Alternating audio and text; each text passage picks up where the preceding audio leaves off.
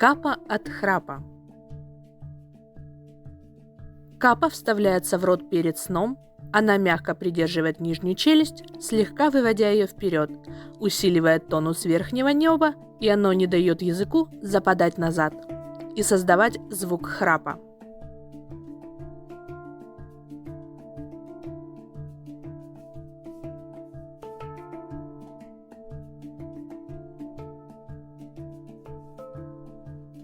Не вредит зубам и деснам, потому что изготовлена из медицинского силикона, не имеет острых элементов и шершавых поверхностей.